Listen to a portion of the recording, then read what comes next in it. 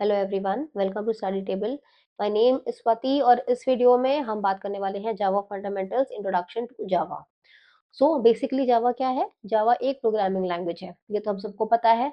But Java है क्या? जावा is a high level object oriented programming language. High level क्या होता है, ऑब्जेक्ट ओरिएंटेड क्या होता है, ये सब हम इस वीडियो में आगे देखेंगे। बट अभी के लिए ये जानना जरूरी है कि Java is a programming language that was developed by James Gosling in 1991, which was made public in 1995 by Sun Microsystems। बाद में Sun Microsystems को Oracle ने एक्वायर कर लिया। तो अब अगर आप जावा को इंस्टॉल करना चाहते हैं तो आप Oracle की वेबसाइट से उसे इंस्टॉल करें, क्योंकि Java is there in the market for more than 2 decades। लेकिन अभी भी उसकी पॉपुलैरिटी इतनी क्यों है, क्यों आज भी applications are made in Java? why there are so many developers that wish to learn java? why? क्योंकि Java is a very stable language, it has a large community support, plus उसके open source project बहुत ज्यादा है। तो अगर आपको कोई इस लैंग्वेज को समझना है, आप किसी प्रॉब्लम में रन करते हो, अगर आपको कुछ चीज नहीं समझ में आ रही होती है तो हमेशा ही आपको यहाँ हेल्प मिल जाती है। तो it's very easy compare to other languages, newer languages जो कि जावा के बाद आई है। एंड क्योंकि जावा एक ऑब्जेक्ट ओरिएंटेड प्रोग्रामिंग है जिसका सिंटेक्स सी प्लस प्लस से काफी मैच करता है। C plus plus was the first object oriented programming, पूरी तरह से ऑब्जेक्ट ओरिएंटेड नहीं है वो, but it follows the principles of object oriented, and java is also an object oriented programming based on objects, जिसका जो कि हम रियल वर्ल्ड एंटिटी में देखते हैं उसको हम अगर प्रोग्राम के थ्रू इम्प्लीमेंट करना चाहे तो through object oriented programming we can do that. And Java is one of the most popular object oriented programming language जो कि इंटरप्राइज लेवल एप्लीकेशंस क्रिएट करने में बहुत हेल्पफुल होते हैं।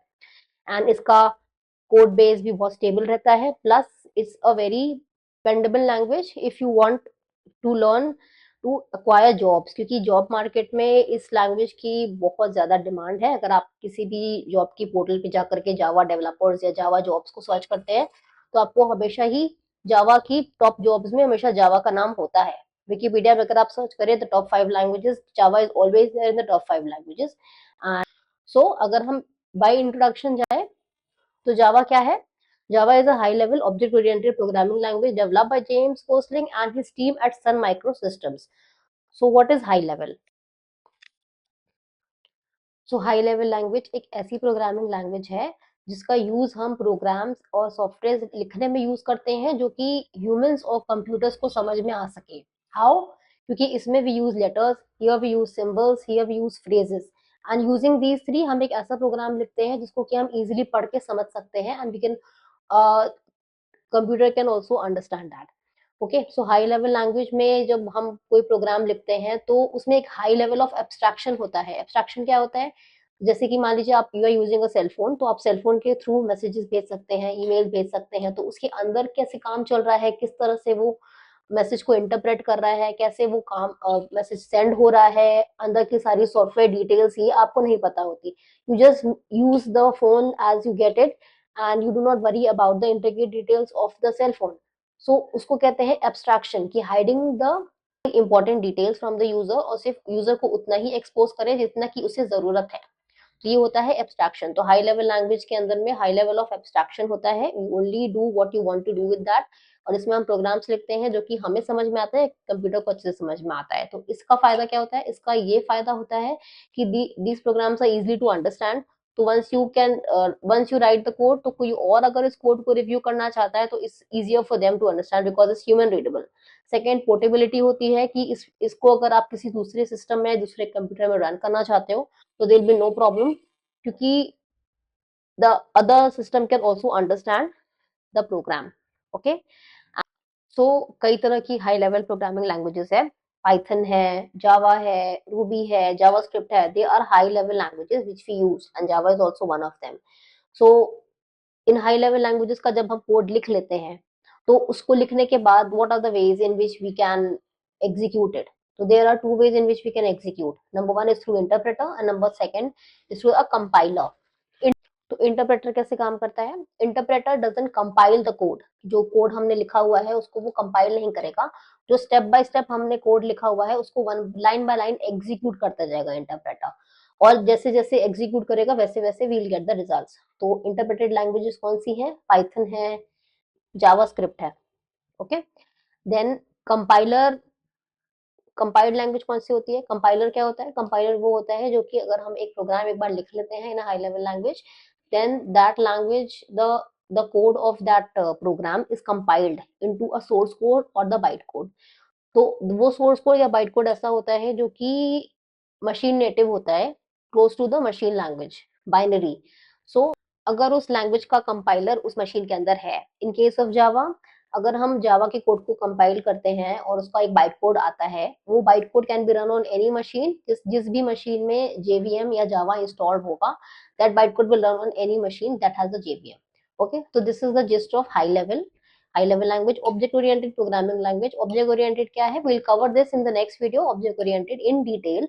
बट अगर मैं समरी में बताऊं, तो object oriented is based around objects. Objects क्या होते हैं? रियल वर्ल्ड एंटिटीज होती हैं। यहाँ पर ऑब्जेक्ट का मतलब है इंस्टेंस ऑफ अ क्लास। तो अगर हमने एक क्लास लिखा है जावा में, जो कि हम आगे इस वीडियो में देखने वाले हैं कि हम कैसे क्लास लिखते हैं, तो उस क्लास को अगर हम एक इंस्टेंस बनाते हैं, उसके थ्रू कोई फंक्शन को कॉल करते हैं या किसी डेटा को उसके अंदर कॉल करते हैं और उससे रिलेटेड आउटपुट हम प्रिंट करते हैं, देन दैट ऑब्जेक्ट, दो क्लास का जो इंस्टेंस क्रिएट होता है, उसको हम ऑब्जेक्ट कहते हैं।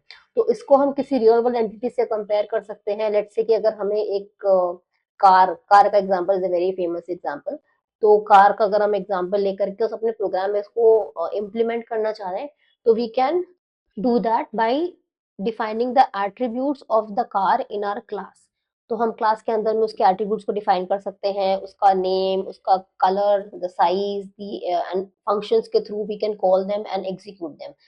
सो it's basically an object oriented programming language, जिसके 4 मेन पिलर्स हैं। First, abstraction, encapsulation, inheritance and polymorphism. We cover all of this in detail in the next video, right? So, object-oriented programming language developed by James Gosling and his team at Sun Microsystems. It was officially released in 1995, and this language was designed with the philosophy of write once, run anywhere. क्योंकि एक platform independent code बन जाता है through byte code. जिस जिस भी machine में जावा install होगा, उस मशीन के अंदर में आप इस बाइट कोड को रन कर सकते हैं।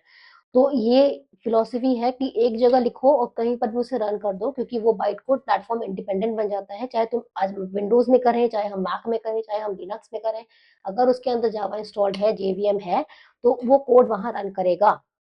Meaning that the Java code is platform independent and can run on any device with a Java virtual machine. Okay. If you have any questions regarding this, अगर आपको कोई clarity नहीं हुई है, please write down in the comments below and we will get back to you. Okay. Moving ahead. So the we अब हम इसमें देखने वाले थे की फीचर्स ऑफ जावा। तो की फीचर्स ऑफ जावा क्या है? नंबर 1 इज प्लेटफॉर्म इंडिपेंडेंट, कि इसका कोड जो है, जब हम क्लास को इंक्लूड करते हैं, तो जो बाइट कोड हमें मिलता है through the Java compiler, when the program is compiled, then that byte code is platform independent. तो जावा का की फीचर है प्लेटफॉर्म इंडिपेंडेंस, कि किसी भी मशीन में जावा हो, वहां पर वो बाइट कोड रन होगा। Second is object-oriented programming. Object-oriented programming based on the concept of objects, which is an instance of a class. और हर object के 3 attributes होते हैं: state, behavior and identity. तो state को हम represent करते हैं fields के through, कि कोई भी field हम लिख सकते हैं, name, age, roll number, email, etc. Second होता है बिहेवियर, जो कि क्या वो उस डेटा पे कैसे एक्ट करेगा। हर ऑब्जेक्ट के अंदर एक डेटा होता है और वो फंक्शंस या मेथड्स जो कि इस डेटा पर एक्ट करेंगे, राइट? सो मान लीजिए कि आपके पास में डेटा है कि you are trying to print something on the screen. तो डेटा आपने उसमें फीड किया, तो किसी फंक्शन के थ्रू आप उसको कॉल करेंगे, तो डेटा के ऊपर जो फंक्शंस को कॉल करके हम चीजों को एग्जीक्यूट कर सकते हैं, that is the gist of an object. तो ये है ऑब्जेक्ट ओरिएंटेड प्रोग्रामिंग है। सिंपल सिंटेक्स, इसका जो सिंटेक्स होता है प्लेन इंग्लिश में होता है। If you right it you will easily understand. आप तो क्या, अगर आप के साथ में कोई और काम कर रहा है, इफ ही डजंट नो कि what you are working on, looking at the syntax only he can understand what's going on. तो इसका सिंपल सिंटेक्स है, completely in English, very readable, very understandable. Memory management through garbage collection. तो ये कैसे होता है? Object का जो हमने तीन पिलर्स कहे थे, स्टेट, बिहेवियर एंड आइडेंटिटी। तो आइडेंटिटी हर ऑब्जेक्ट की यूनिक होती है।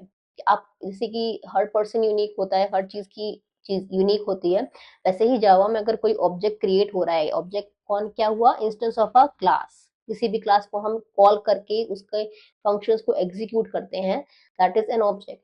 तो हर ऑब्जेक्ट यूनिक है, और हर जो ऑब्जेक्ट होता है मेमोरी में कहीं रिप्रेजेंट होता है, कहीं ना कहीं उसकी मेमोरी बनी हुई है, क्योंकि तभी उसके ऊपर जो है वो फंक्शंस काम कर रहे हैं।